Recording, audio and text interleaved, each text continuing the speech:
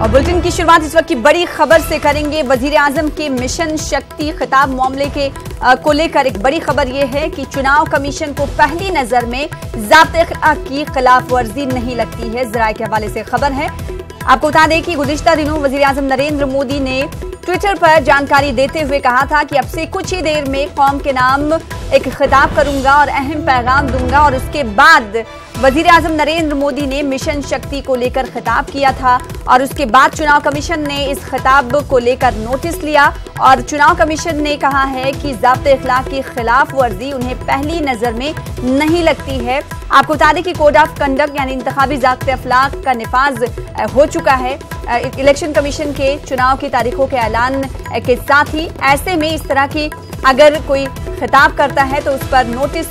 कई लोगों की जानिब से शिकायत दर्ज कराई गई थी चुनाव इलेक्शन कमीशन में, जिस पर इलेक्शन कमीशन ने सुनवाई करते हुए नोटिस लेते हुए कहा है कि उन्हें पहली नजर में ज़ाब्ते इखलाक की खिलाफ वर्जी नहीं लगती है। ज़राए के हवाले से खबर आपको दे रहे हैं कि वजीर आजम नरेंद्र मोदी ने गुज़िश्ता दिनों खिताब किया था तशहीरी मुहिम की शुरुआत करने से कबल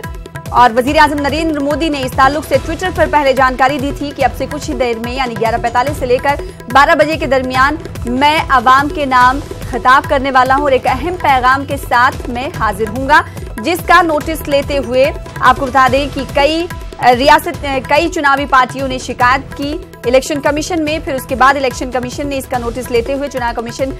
ने कहा कि उन्हें पहली नजर में नहीं लगता है कि वजीर आजम नरेंद्र मोदी ने ज़ाब्ते इखलाक की खिलाफ वर्जी की है।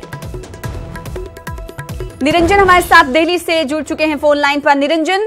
वजीर आजम नरेंद्र मोदी ने गुज़िश्ता दिनों हमने देखा कि उन्होंने खिताब किया था जिस पर नोटिस लिया और चुनाव कमीशन ने अब कहा है कि उन्हें पहली नजर में खिलाफ वर्जी नहीं लगती है। जिस तरीके से वजीर आजम नरेंद्र मोदी कौम से उन्होंने खिताब किया था, मुखातिब हुए थे।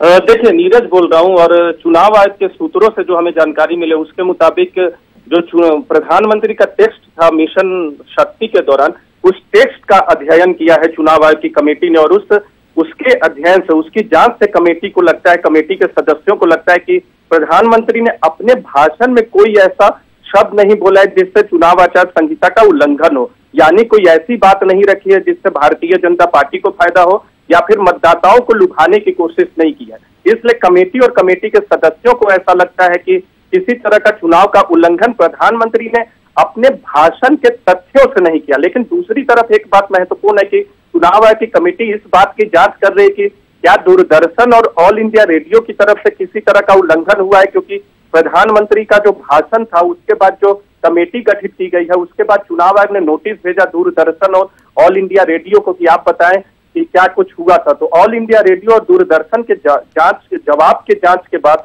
ये चुनाव आयोग तय करेगा, चुनाव आयोग की कमेटी तय करेगी कि मास मीडिया का उल्लंघन हुआ है कि नहीं। लेकिन जहां तक प्रधानमंत्री की बात है तो प्रधानमंत्री को एक तरह से अभी औपचारिक तौर पे चुनाव आयोग की कमेटी ने कोई रिपोर्ट नहीं दी है, लेकिन सूत्रों से जो जानकारी मिली है कि पहली नजर में चुनाव आयोग की कमेटी को ऐसा लगता है कि प्रधानमंत्री ने अपने तथ्यों से किसी तरह का मॉडल कोड ऑफ कंडक्ट का उल्लंघन नहीं किया। लेकिन दूसरी तरफ ये देखना होगा कि मास मीडिया यानी सरकारी मीडिया माध्यमों का उल्लंघन हुआ है कि नहीं, इस बात की जांच कमेटी कर रहा है और एक अंतिम रिपोर्ट जो है वो आज शाम तक या कल तक चुनाव आयोग को सौंप देगा। जी, बेहद शुक्रिया हमारे साथ जुड़ने के लिए और अपडेट फराहम करने के लिए। तो ज़राए के हवाले से खबर है कि चुनाव कमीशन को पहली नजर में नहीं लगता है कि वजीर आजम नरेंद्र मोदी का जो खिताब था वो चुनावी ज़ाब्ते इंतखाब की खिलाफ वर्जी करता हो। और आपको बता दें कि वज़ीर आज़म नरेंद्र मोदी ने गुज़िश्ता दिनों मिशन शक्ति को लेकर खिताब किया था, जिसके बाद चुनाव कमीशन ने ऑल इंडिया रेडियो और साथ ही साथ दूरदर्शन को नोटिस हवाले किया था। और उसके बाद जो कमेटी तैयार की गई थी उस कमेटी को लेकर चुनाव कमीशन